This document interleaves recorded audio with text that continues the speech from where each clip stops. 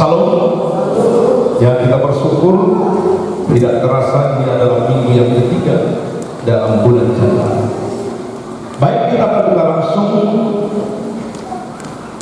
Alkitab kita, 1 Raja-Raja 9. Mari jemaat baca bersama-sama 1 Raja-Raja 19 ayat 19 sampai 21. Kalau sudah menemukan 1 Raja-Raja 19 ayat 19 sampai 21, sudah dapat? Kalau sudah dapat, 3 ayat ini bersama-sama membacanya 1, 1, 2 ya.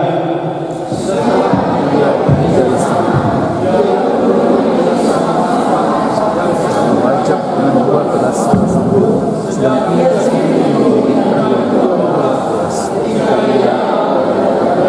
ia mencoba. Saya baca sekali lagi 1 Raja-Raja pasal 19 ayat 19 sampai 21, ikut dengan baik. Setelah Elia pergi dari sana, ia bertemu dengan Elisa bin Shafat yang sedang membajak dengan 12 pasang lembu, sedang ia sendiri mengemudikan yang ke-12. Ketika Elia lalu dari dekatnya, ia melemparkan jubahnya kepadanya. Lalu Elisa meninggalkan lembu itu dan berlari mengikuti Elia. Katanya, biarlah aku mencium ayahku dan ibuku dahulu, lalu aku akan mengikuti engkau. Jawabnya kepadanya, baiklah, pulanglah dahulu, dan ingatlah apa yang telah kuperbuat kepadamu. Lalu berbaliklah ia daripada Elia.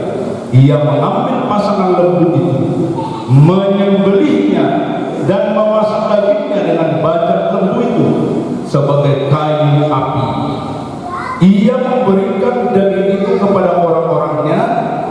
Kemudian makanlah mereka. Sesudah itu bersiaplah ia lalu mengikuti Elia dan menjadi percaya.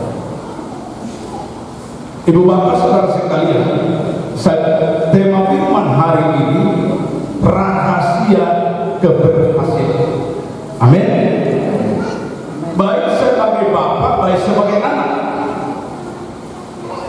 baik sebagai majikan maupun hamba, ya, keberhasilan kita kedua pihak, bapak anak atau orang tua dan anak, sama-sama berhasil.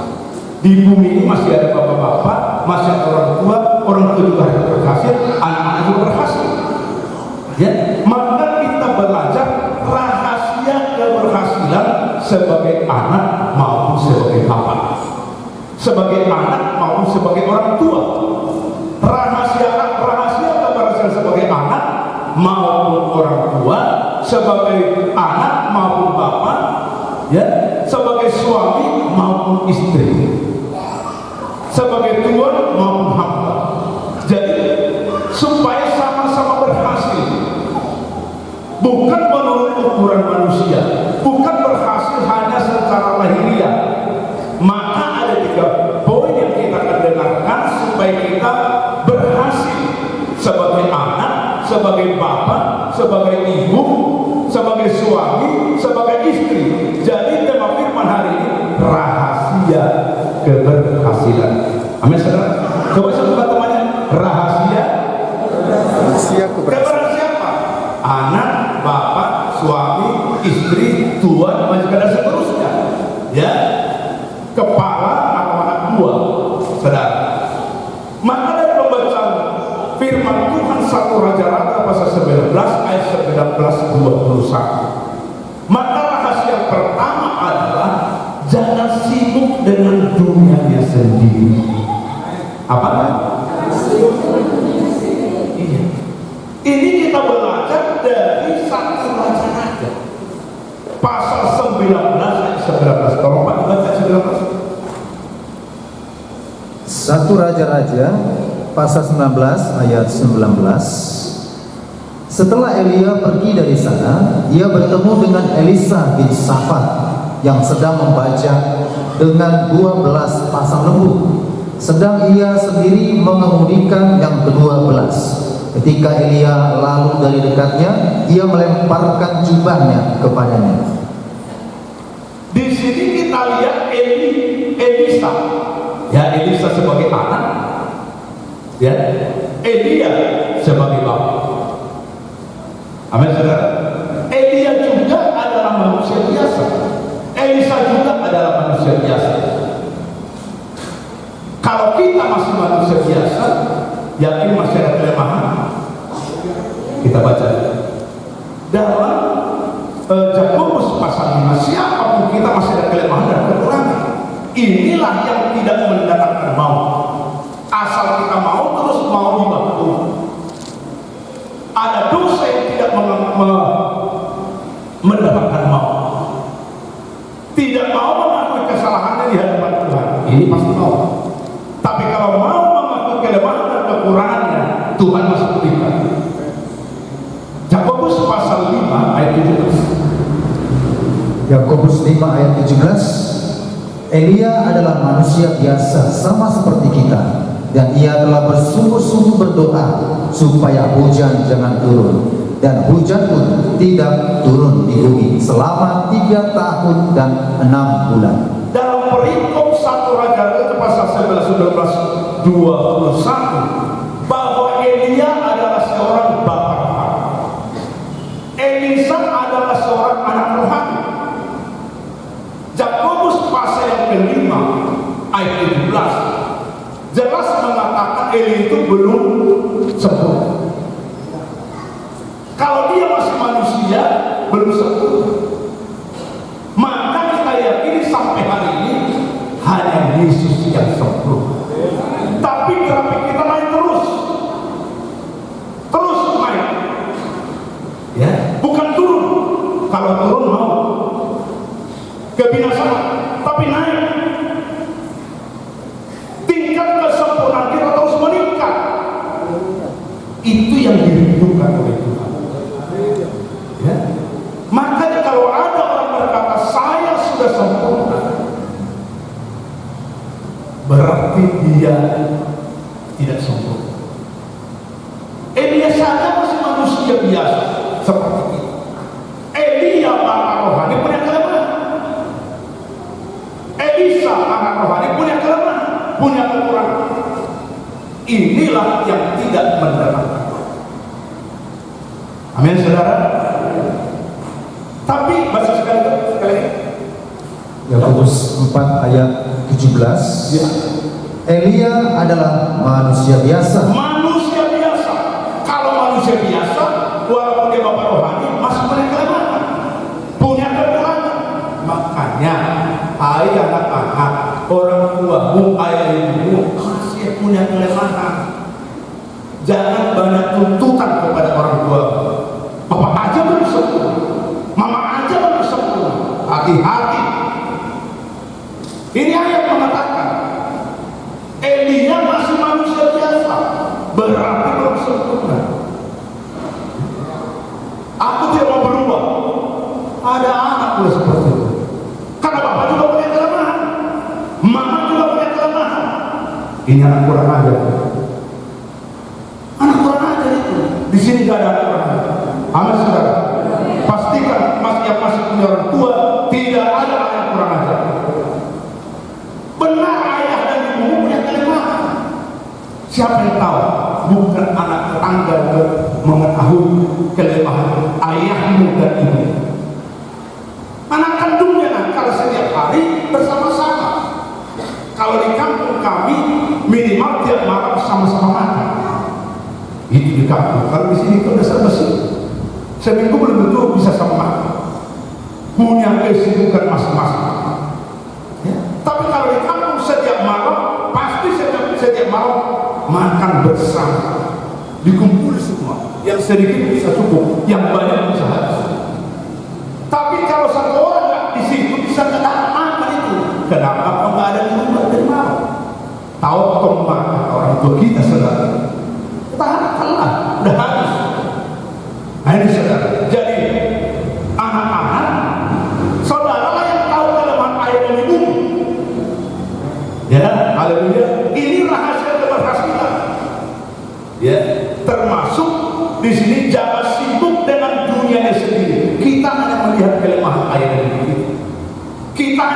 kelemahan bos kita di kantor, kita nggak pernah lihat kelemahan kita. Yakinilah bapak-bapak kita, mama kita, bapak kita, ibu kita masih punya kelemahan, dan ingat kita punya kelemahan.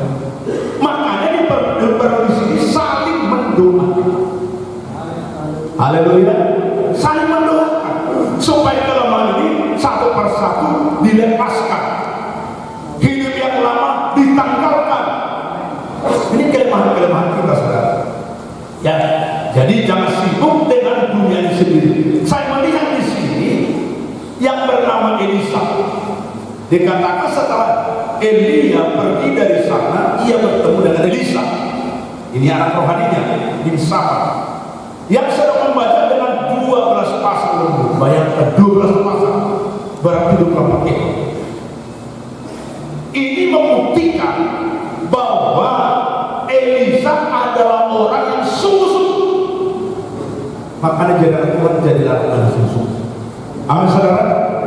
Jadilah orang yang sungguh-sungguh. Ya. Dan Elisa ini anak rohani adalah orang yang bekerja keras, tapi bukan untuk Tuhan, untuk dunia ini sendiri, kepentingan diri sendiri.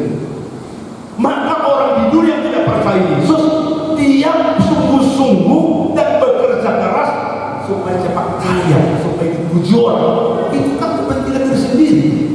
Kita berjuang mati-matian supaya cepat kaya, supaya sekeliling kita memuji kita. Hebat nih. Dulu tidak diperhitungkan, 10 tahun yang lalu tidak diperhitungkan.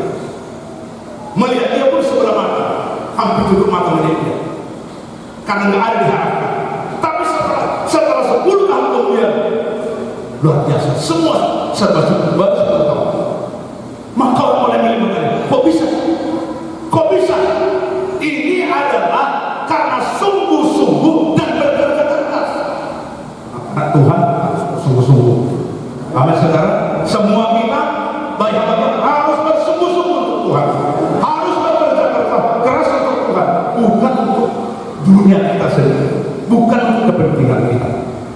Makanya jangan sibuk rasa pertama sudah berhasil sebagai anak, sebagai bapak, sebagai ibu, apapun yang posisi kita. Mari jangan sibuk dengan dunia ini sendiri. Orang yang sungguh-sungguh, Elisa adalah orang yang sungguh-sungguh dan bekerja keras untuk agenda diri sendiri. Ya. Inilah dia sibuk. Dia sibuk dengan dunia.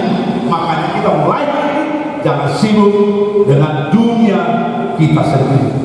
Amin, saudara.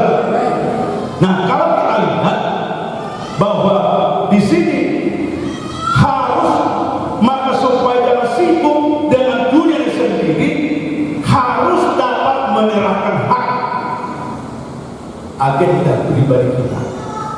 Inilah yang Tuhan ubah, yang bernama Elisa diubah. Dulu agenda untuk kepentingan diri sendiri, sekarang agenda untuk kepentingan Tuhan. Amin, saudara. Harus dapat menyerahkan hak agenda pribadi pada Tuhan. Bagaimana caranya? Kita baca dulu, kita lihat bahwa ada seorang, ya, di baca Lukas 10 ayat 40. Ini sudah biasa, tapi dapatkan sesuatu dari Tuhan.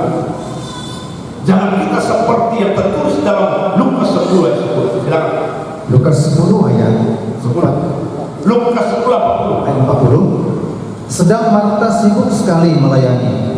Ia mendekati Yesus dan berkata, "Tuhan, tidakkah Engkau peduli bahwa saudaraku membiarkan aku melayani seorang diri? Suruhlah dia membantu aku." Marta ini sibuk untuk diri sendiri, bukan untuk kepentingan Tuhan. Beda. Tapi Maria sibuk untuk kepentingan Tuhan. Ya. Ayat 36 kita lihat. Lukas 10 ayat 36. Siapakah di antara 38. Lukas 10 ayat 38. Ya. Ketika Yesus Yesus dan murid-muridnya dalam perjalanan, tibalah ia di sebuah kampung. Seorang perempuan yang bernama Marta menerima dia di rumahnya.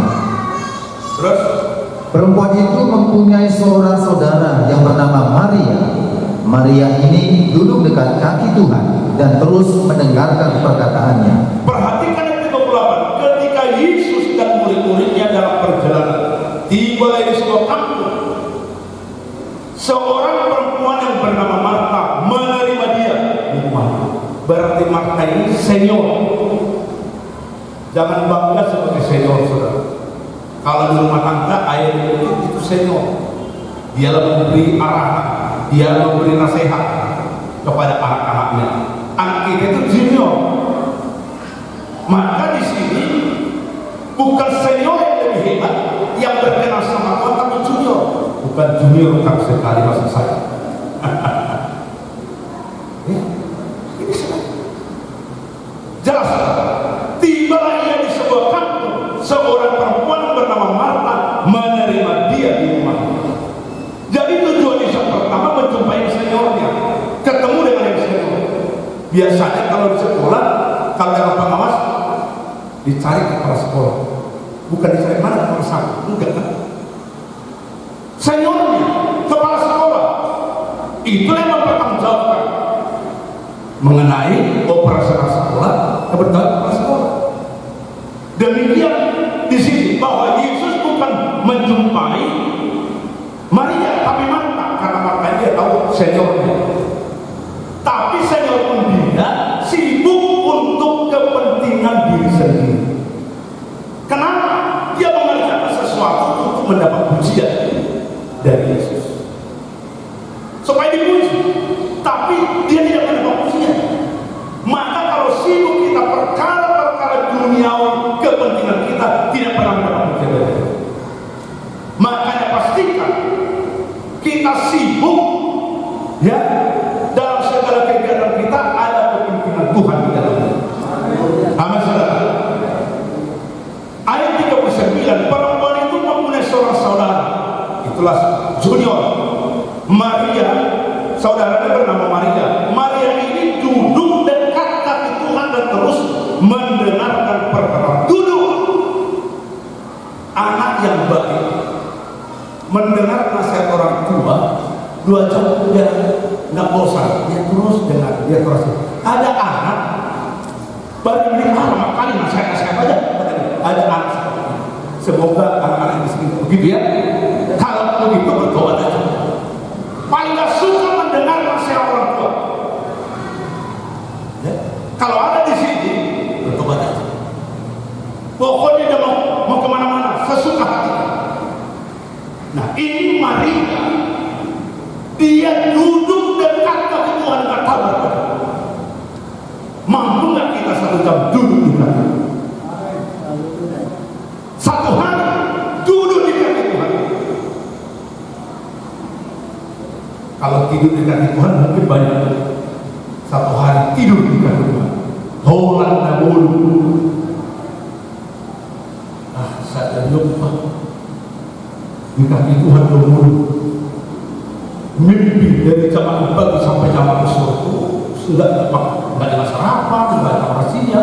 Sore jam berbuka, double sarapan, siang sekaligus porsi 3 kali makan diselesaikan. Setelah jam sore di sini nggak ada ya. Orang namun, nagabun namun enak sekali itu. Itulah keinginan dari ya, malas itu enak ya, mana pokoknya marah anak lah, macam-macam ya. Tapi di sini walaupun dia belum rohani, sesungguhnya masih manusia biasa, Elisa, tapi dia luar biasa.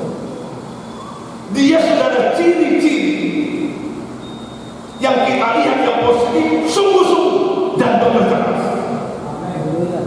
Masalahnya untuk kepentingan diri sendiri harus diubah.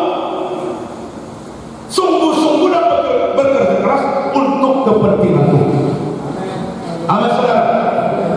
Ini pertama. Ya, maka jangan sibuk dengan dunia. Contoh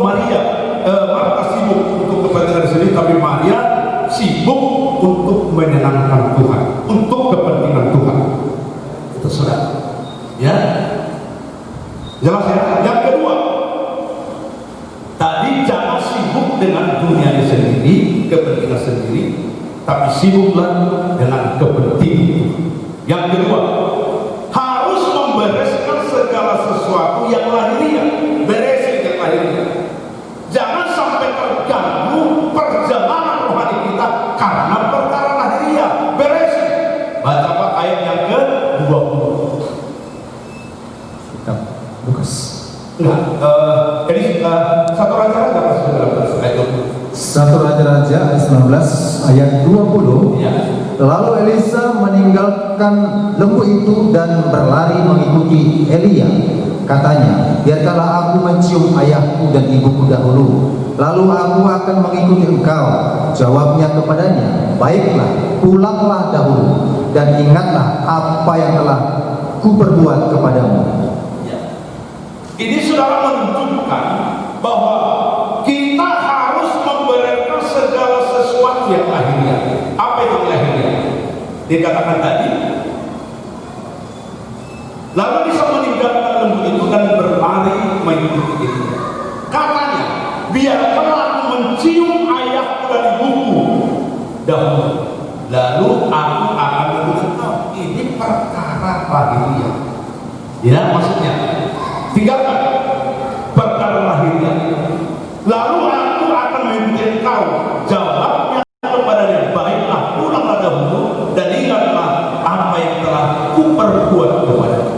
Memang secara lahiriah kita harus hormat kepada orang tua.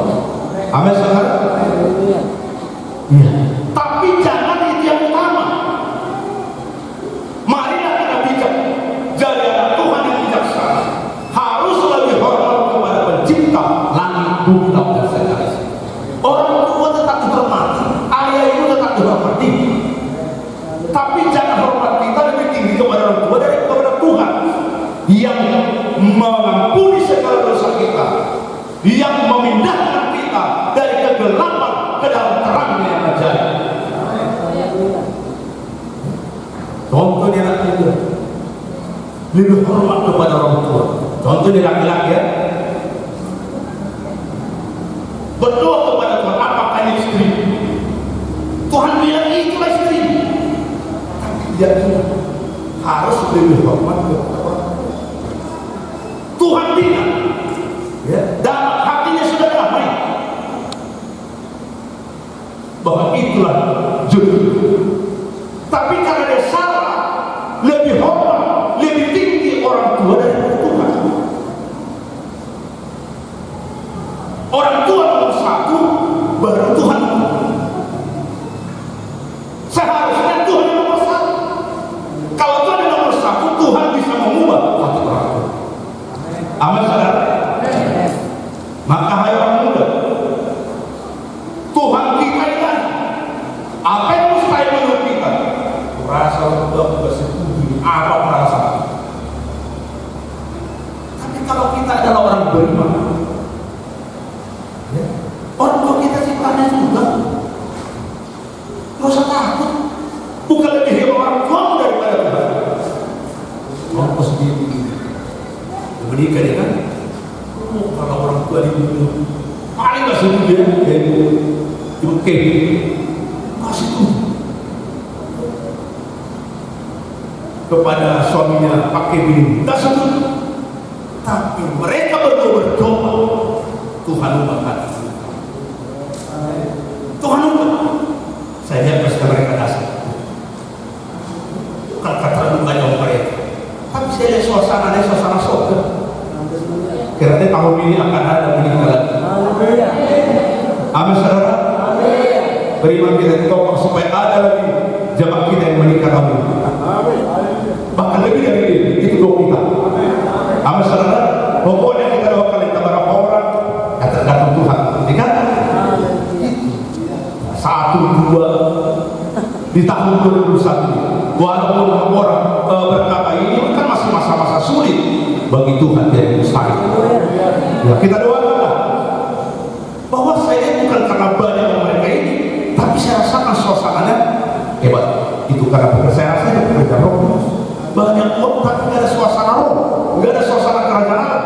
Jadi bukan uang menentukan bahwa pesta pernikahan itu merasa suasana kerajaan. Enggak, saudara. Kita doakan tahun ini kan proses hukum banyak kan, kita doa aja. Amin, saudara. Walaupun sudah tahu, saudara, banyak berdoa supaya terjadi hal-hal ilahi di gereja kita di tempat ini. Mungkin 1-2 udah pasti tahun ini. Minimal doa lah, kalau bisa lebih. Amin, saudara. Apalagi umur sudah meyakinkan, bahkan terlalu meyakinkan umurnya. Diharap di tahun ini, ya, Tuhan sediakan jodoh buat mereka. Haleluya. Bukan lagi meyakinkan, umurnya sudah terlalu meyakinkan umurnya. Dan tahu lah ya, saya sebutin lah. Amin, saudara. Dan mustahil. Masalahnya makin usia makin bertambah, makin kurang keyakinan, kurang kepercayaan bahwa Tuhan tidak sanggup memberi yang terbaik. Minta kepada Tuhan beri yang terbaik. Tapi dari kita kurang putih lah, kurang tinggi lah, nggak ada kurang pendek lah, nggak ada. Atau kurang gemuk lah, nggak ada orang kurang gemuk. Biasanya mau dikurangi gemuk dia sedikit lagi, kan gitu. Gemuk berapa tiba ada baru 60, mau dia 80 kilo, nggak ada itu, ya. Maka saudara, minimal buat kita doakan di tahun ini kita siapkan waktu kita supaya kita hadir, dan kita harap di sini. Kalau sudah keluar gereja kita repot itu, paling perwakilan. Tapi kita berdua 2 orang ini di sini. Amin, saudara. Doakanlah. Amin. Jadi harus jadi orang-orang menikah tentunya harus pertama-tama minta petunjuk Tuhan, sudah damai hati dan dia itu. Tapi kalau tampaknya nggak usah cari kalian. Bukan dari Tuhan itu. Jadi kita mau ditampar, jadi kamu itu ditampar. Di muka umum lah ditampar. Sederhana dari saya. Amin, saudara. Kalau jodoh yang sepadan saling menguatkan, ada kesamaan. Iya. Sedangkan orang sombong pun mencari orang rendah. Iya kan? Laki-laki ini sombong. Ya, aku nggak suka orang sombong seperti saya. Aku suka istri yang rendah. Apalagi orang rendah hati, nggak suka orang sombong.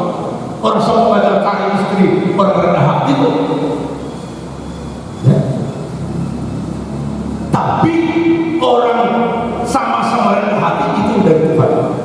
Haleluya. Orang-orang rendah hati, laki-laki rendah hati, perempuan rendah hati, itu pasti dari surga. Tuhan yang menyediakan. Tapi kalau orang sombong, ada rendah diri, ini kan belum pasti. Ada sombong, ada yang rendah diri. Ini bukan dari Tuhan. Ada merasa itu kan rendah diri. Ini enggak dari Tuhan. Yang sombong enggak dari Tuhan. Maka kita berdoa untuk umat Tuhan, anak-anak Tuhan. Tuhan siapkan orang-orang rendah hati. Menikah dengan sama-sama rendah hati, maka terjadi perkara-perkara ilahi. Saudara, maka di sini kita lihat segala sesuatu bersifat lahiriah harus diselesaikan. Jangan karena permasalahan bersifat lahiriah akhirnya perjalanan rohani kita tidak bertumbuh dengan baik, nggak sampai kepada tujuan. Maka marilah kita sebagai orang percaya, bahkan sebagai anak, sebagai bapak, sebagai ibu, jadilah orang-orang bijaksana. Ya, jangan sampai di sini tadi saya melihat Elisa, jangan sampai membuat orang tua stres. Tunggu waktu Tuhan, tunggu curahan Tuhan untuk orang tua. Maka saya katakan kepada orang tua, jangan merasa sukar semuanya. Nggak setuju orang tua. Lihat Tuhan, Tuhan sanggup mengubah. Tuhan kita ilahi. Kita yang mengubah susah. Kalau Tuhan, bagi Tuhan tidak mustahil. Makanya minta waktu Tuhan. Ada waktu kita berdoa. Kita baca doa ya. Jadi kalau seperti berat, ada dari kata-kata membuat tidak setuju, masuklah dalam doa dan puasa. Yesaya pasal 58. Kita lihat. Kalau ada sepertinya tantangan yang begitu berat untuk manusia, ini jalan keluarnya. Minta kekuatan dari Tuhan supaya dimampukan kita berdoa puasa 1 hari kah, 2 hari kah, sampai 3 hari kah, seperti doa puasa Esther. Tergantung, jangan takut mati. Kalau Tuhan yang suruh, kita makin kuat. Yesaya 58 ayat mulai 6. Yesaya 58 ayat 6. Bukan berpuasa yang kukehendaki ialah Coba itu ayat 5. Yesaya 58 ayat 5. Sungguh-sungguh inikah berpuasa yang kukehendaki, berpuasa yang kukehendaki, dan mengadakan hari merendahkan diri, jika engkau menundukkan kepala sendiri gelagah dan membentangkan kain karung dan abu sebagai lapik tidur. Ya, terus Sungguh-sungguh itukah yang kau sebutkan berpuasa, ya, mengadakan hari yang berkenan pada Tuhan? Bukan. Bukan, itu maksudnya. Jadi berhenti sampai bukan. Ayat 5 itu, tapi yang 6 terus lanjutannya. Berpuasa yang ku kehendaki ialah supaya engkau membuka belenggu-belenggu kelaliman dan melepaskan tali-taliku, supaya engkau memerdekakan orang yang teraniaya dan mematahkan setiap kuk, supaya engkau memecah-mecah rotimu bagi orang yang lapar dan membawa ke rumahmu orang miskin yang tak punya rumah. Dan apabila engkau melihat orang telanjang, supaya engkau memberi dia pakaian dan tidak menyembunyikan diri terhadap saudaramu sendiri. Kalau kita berdoa puasa, ada 2 hal yang Tuhan berikan kepada kita. Makanya berdoa beri kekuatan, pimpin saya untuk masuk dalam doa puasa. Dalam doa puasa yang dikehendaki Tuhan supaya kita menerima puasa. Amin, saudara. Itu ayat yang ke-6. Dikatakan di sana adalah berpuasa yang dikehendaki ialah supaya engkau membuka belenggu-belenggu kelaliman. Satu, membuka. Yang kedua, itulah puasa membuka. Yang kedua, melepaskan tali-taliku. Nah, perlu puasa di sana. Membuka, melepaskan butuh puasa. Supaya engkau memerdekakan orang-orang teraniaya. Ini juga puasa. Dan mematahkan setiap hukum. Itu adalah berbicara puasa. Jadi kalau aku macam-macam, Tuhan pimpin saya apa yang harus dilakukan. Tuhan bilang kau berpuasa 3 hari 3 malam. Berpuasa aja. Jangan takut mati. Takkan mati kalau Tuhan yang suruh. Takkan kamu penyakit mah asam lambung kalau Tuhan yang suruh. Tapi kalau kita sendiri begitu. Ada seorang hamba Tuhan dan dia sudah meninggal umur 54 tahun. Lebih muda dia 4 tahun dari saya. Pernah disuruh Tuhan dia puasa 8 hari dan 8 malam 9 hari. Menurut segi medis, ilmu kesehatan pasti. Tapi Tuhan yang suruh berpuasa 8 hari 9 malam. Luar biasa. Saya melihat prosesi undang ke gereja. Ya, kami hanya makan seperti tidak ada yang lain. Biasanya kan tambah kadang kita sediakan namanya tambah nggak tahu. Tapi memang dia itu masih di badan gurun. Tapi luar biasa. Di situ di gerejanya masih terbuat dari tepas, namun atap seng, dinding tepas dindingnya atapnya lima. Di situ dari mana itu nggak tahan, dia harus perut nih harus ke lantai seminggu. Tapi dia berjuang, tapi bekerja. Dari surga ini dengan tarik orang-orang terkasih, antar berkah sama dia, bahu gereja sama. Ya. Tapi Tapi luar biasa yang kita bagusnya adalah setelah diberkati kau ada melimpah, tidak bisa lagi menguasai diri selama kami. Makan kalau ada uang, makan yang enak. Umur 50 mungkin apa saya bilang kena penyakit gula, dan umur 54 meninggal dunia. Sekarang udah dapat kita bisa menguasai diri. Kalau dulu yang baik enak, sekarang yang baik itu harus berkali. Mau yang manis saja. Ya. Maka ada dikatakan penguasaan diri, yang penguasaan diri adalah luar kudus yang disebut. Ya. Jadi dia Tuhan ingatkan kita. Yang pertama apa tadi, kalau kita berpuasa apa yang Tuhan berikan kepada kita? Kuasa. Yang kedua, kasih. Baca ayat 7. Yesaya 58 ayat 7. Supaya engkau memecah-mecah rotimu bagi orang yang lapar, dan membawa ke rumahmu orang miskin yang tak punya rumah. Dan apabila engkau melihat orang telanjang, supaya engkau memberi dia pakaian, dan tidak menyembunyikan diri terhadap saudaramu sendiri. Ini berbicara 7, di saat kita berpuasa Tuhan beri kasih, Tuhan limpahkan kasihnya kepada kita, supaya engkau memecah-mecahkan rotimu bagi orang lapar. Itu kasih, kita penuh belas kasih melihat orang lapar. Jadi yang pikir masuklah dalam berpuasa. Karena saya pikir, karena ada orang tidak sadar dia pikir. Ada orang tidak sadar. Semoga di sini semua kita sadar. Haleluya. Di mana-mana ada orang merasa memberikan ini. Ini dipeleset. Masuklah dalam berpuasa. Tuhan aku ini membuktikan saya kasihmu semakin melimpah. Mulai senang. Contoh lah ya, contoh Desember ini waktu Natal kita, ketua panitia di sesi mungkin berkorban kasus kali ya dibandingkan tahun sebelumnya. Tahun sebelum apa? Ya. Belum masa COVID itu tahun 2018. Kita nggak mungkin yang lengkap rapat itu 2 kali.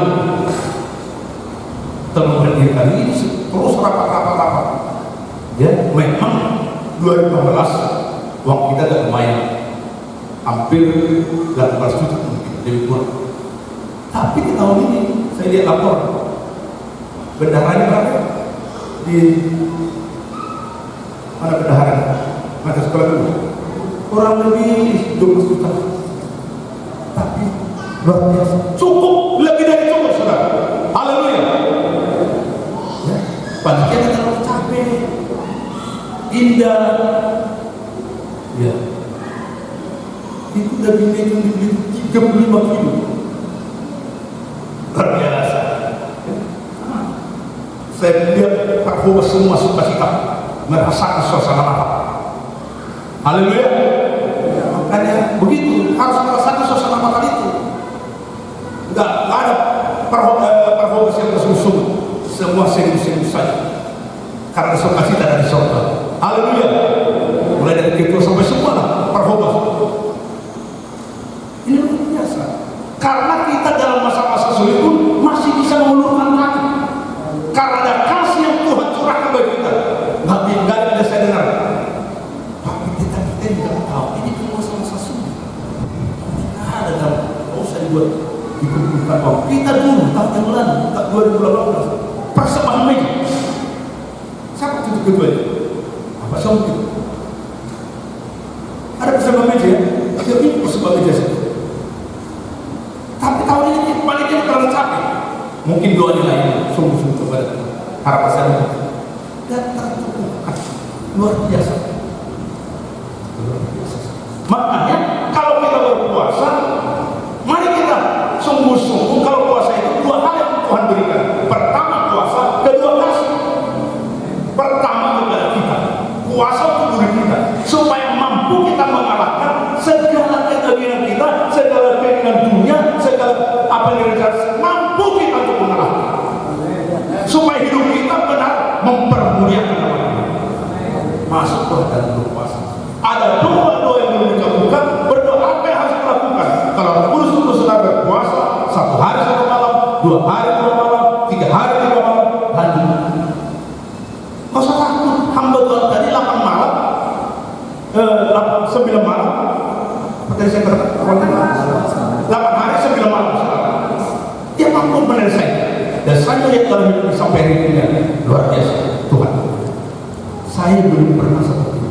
Paling-paling 3 hari 3 malam. Pernah 40 hari, tapi setiap sore juga. Tapi saudara berat badan saya kurang 8 kilo. 40 hari puasa.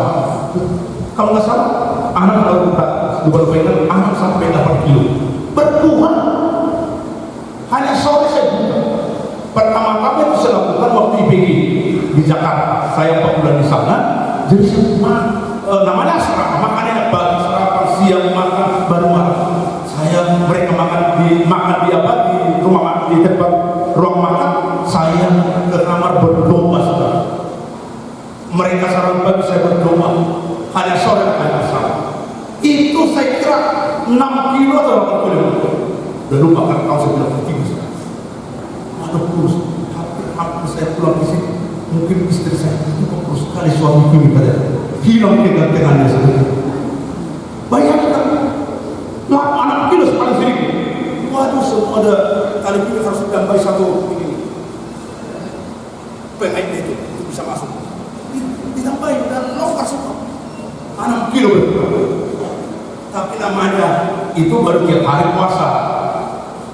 Ini 8 hari 9 malam. Hamba Tuhan ini, saya belum. Kalau 40 hari itu berapa kali? 40 hari tiap sore menghemat. Jadi suspek dia. Kalau kurang 6 kilo kan jadi suspek. Jadi ke dalam dulu.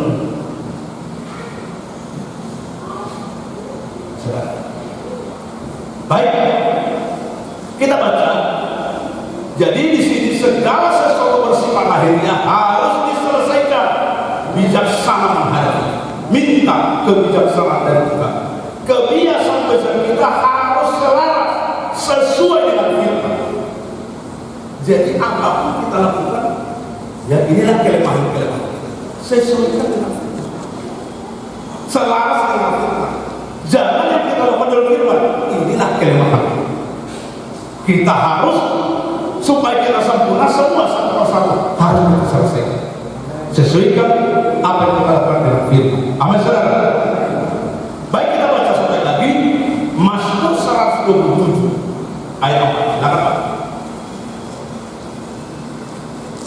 Mazmur 127 ayat 6. Ayat 4. Seperti anak-anak panah di tangan pahlawan, demikianlah anak-anak pada masa muda. Ya. Itu sudah kita baca dalam Mazmur 127 ayat 4 tadi kita. Ya. Seperti anak-anak panah di tangan pahlawan. Jadilah kita anak rohani, orang tua rohani seperti anak panah di tangan pahlawan. Artinya kita membawa dampak. Panah itu membawa dampak, musuh pasti kalah. Maka biarlah lewat keadaan kita itu membawa dampak kepada banyak orang.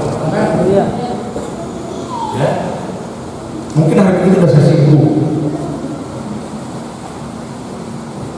Itu sekampung dengan Pak Siri, tapi dia tidak seiman dengan itu. Dia cari sama Pak Siri.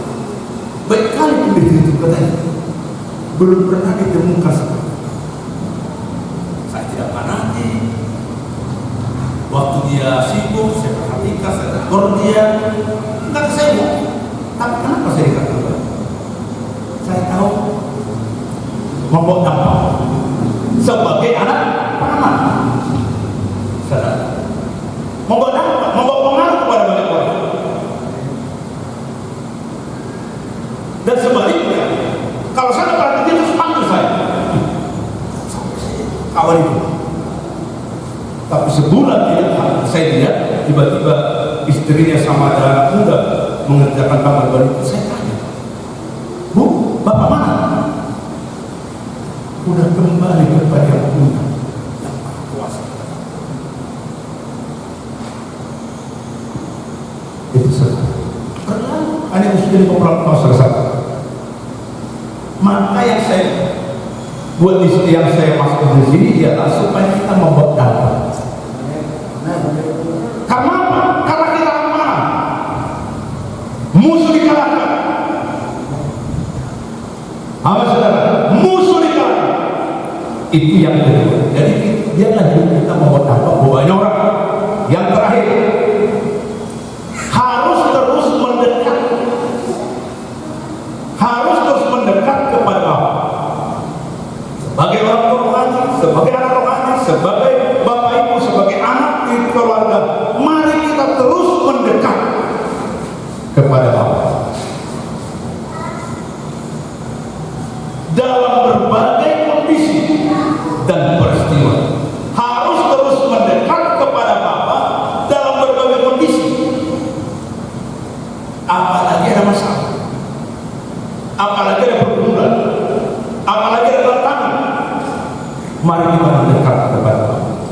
Kita baca masih dalam 1 Raja-Raja pasal 19 ayat 21. 1 Raja-Raja pasal 19 ayat 21. Lalu berbaliklah ia daripada Elia, yang mengambil pasangan lembu itu, menyembelihnya dan memasak dagingnya dengan bajak lembu itu sebagai kayu api. Ia memberikan daging itu kepada orang-orangnya, kemudian makanlah mereka. Sesudah itu bersiaplah ia, lalu mengikuti Elia dan menjadi pelayannya.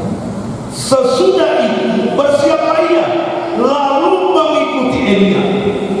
Elia ini kan bapak rohani, Elisa anak rohani.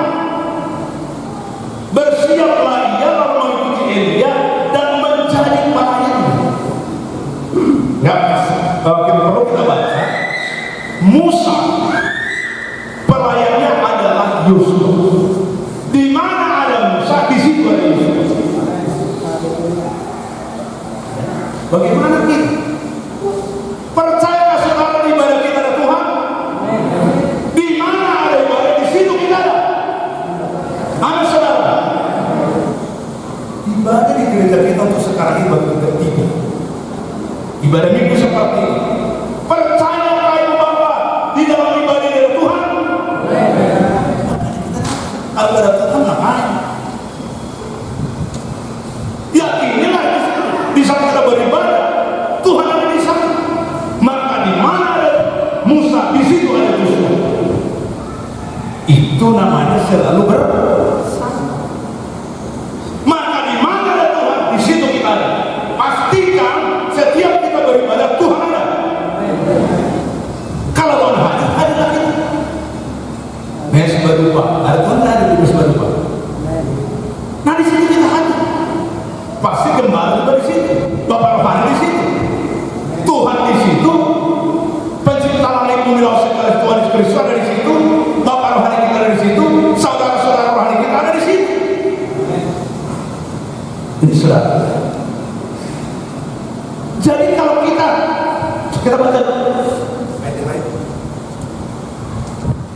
Ibrani, maka jangan tinggalkan ibadah. Tahun 2019 apa lagi? 21 tahun ini. Kita lihat dalam Ibrani pasal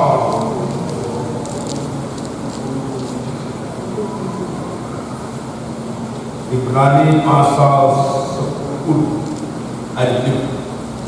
Ibrani 10 ayat 25. Janganlah kita menjauhkan diri dari pertemuan-pertemuan ibadah kita. Nah, kenapa? Karena kita tahu pertemuan ibadah Tuhan, maka jangan menjauhkan. Kalau kita menjauhkan diri dari pertemuan ibadah, sementara di pertemuan ibadah Tuhan, kalau kita tidak ada pertemuan ibadah, berarti di luar sana ada apa? nggak mungkin kita bertemu di sana. Sementara di sini, ya, janganlah kita menjauhkan diri dari pertemuan-pertemuan ibadah kita seperti dibiasakan oleh beberapa orang. Seperti dibiasakan beberapa orang ibadah. Kali orang nggak mau beribadah. Ada beberapa orang di sana. Dan beberapa ya. Semua kita harus setia beribadah. Amin saudara. Ya. Terus. Tetapi marilah kita saling menasihati. Saling menasihati. Tidak beribadah. Tidak hatiku. Biar kenal kakak kusur. Jangan. Bisa kali kita aja. Mau ketemu Tuhan. Bukan kita aja untuk mendapat gereja kita. Ketemu Tuhan. Kita harus berdoa, beriman setiap kita beribadah Tuhan. Maka lingkungan kita yang mengalami pertemuan berat, kita bawa, kita tunggu mereka supaya bertemu Tuhan, supaya nyata kuasa Tuhan dalam hidupnya. Tahu motivasi kita jadi tujuan kita untuk jadi mudah? Enggak, itu Tuhan punya urusan. Urusan kita bawa dia supaya ketemu dengan Tuhan. Itu sudah, ya. Terus. Dan semakin giat melakukannya menjelang hari Tuhan yang mendekat. Tadi malam saya buka di video itu atau YouTube itu, ada dua orang anak, kedua Indonesia, terjemahkan sendiri. Mereka melihat mimpi, kata-kata Yesus mama yang tertinggal. Dia diangkat anak nangis kejar-kejar. Tuhan datang ke rumah.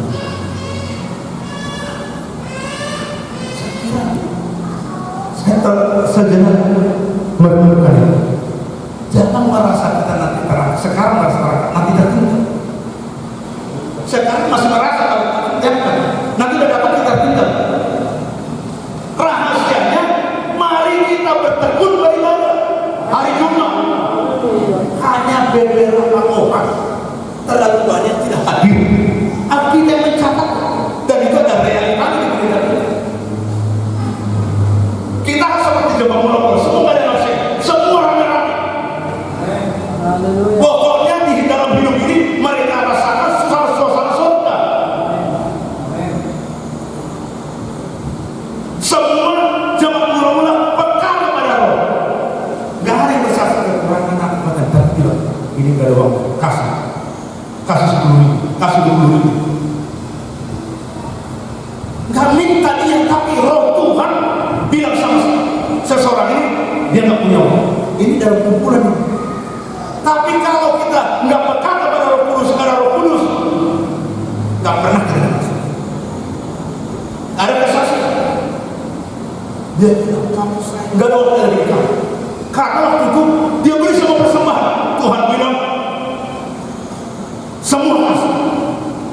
Ini kan nggak masuk logika. Jadi rumahnya di gereja itu ada 6 kilometer. Udah siap di jalan kaki karena suara itu kuat dan dalam hati diserahkan semua. Pulang nggak ada tanda-tanda, nggak ada. Pas rencana udah mau jalan kaki pulang. Tuhan rencana kasih sedikit. Belanja tersebut 1 minggu cukup. Jangan ngos. 1 minggu cukup. Makanya kita harus benar-benar seperti jemaat mula-mula. Roh Tuhan memenuhi kita. Masalahnya dari zaman banyak yang mengaku-anak Tuhan bukan pekat, tapi pekat. Nggak bisa mendengar suara. Maka mari kita pertajam dari rohani kita. Tahun 2021 sudah lihat saya bersukacita, tapi kantong saya Tuhan yang tahu. Kan nggak pernah saya mengeluh sudah, nggak pernah. Karena bos dia, segala sesuatu bawa kepada dia. Nggak pernah saya bersaksi. Ini kami hanya boleh berdoa, kami buat sampai hari ini. Udah tahu maksudnya. Pasti nggak ada perbedaan. Kita sukacita yang bukan sedang kiri.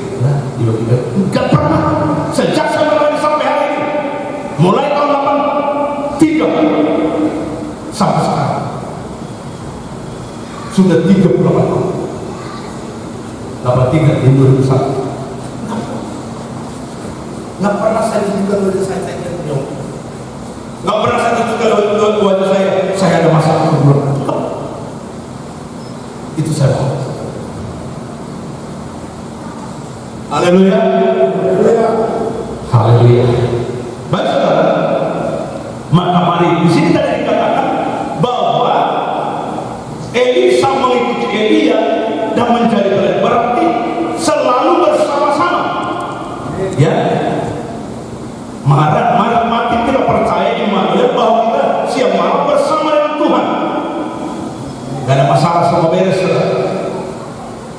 Kita baca 2 Raja-Raja pasal 1. 2 Raja-Raja. Haleluya. 2 Raja-Raja Pasal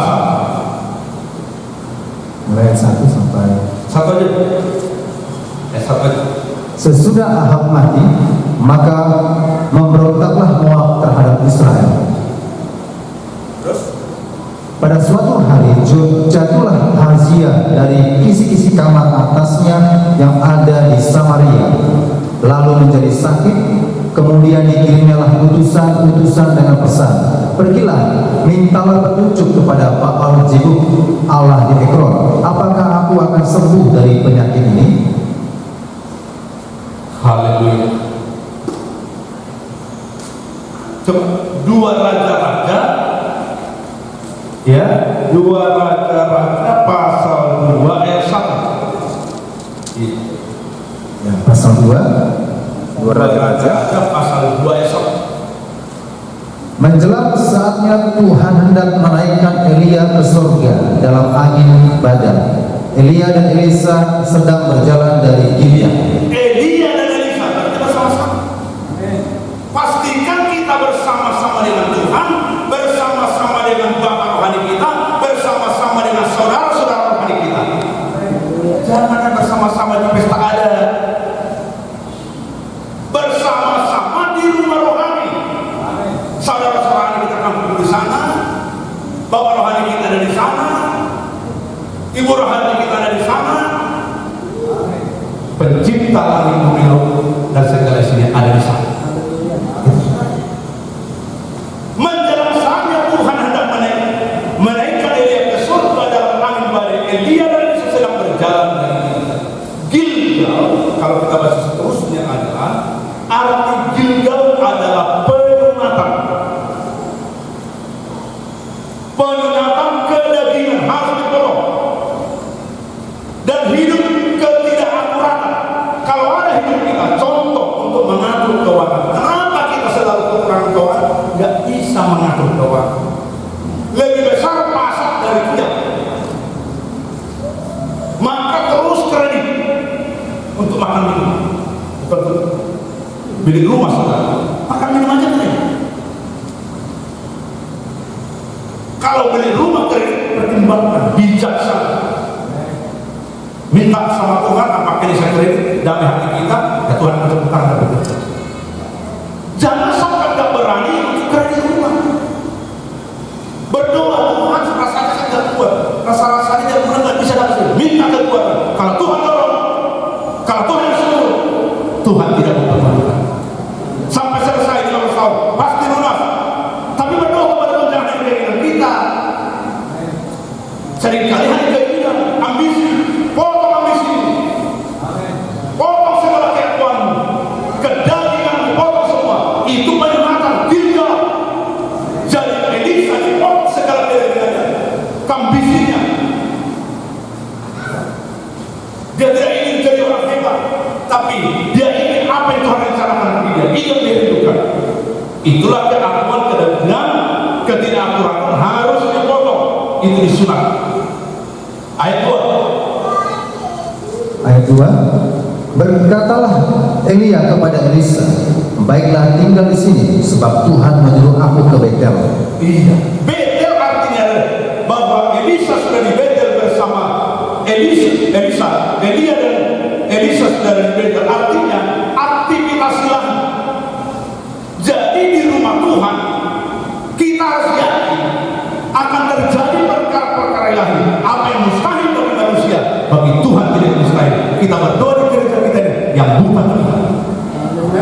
yang miskin akan diberkahi, yang sakit disembuhkan.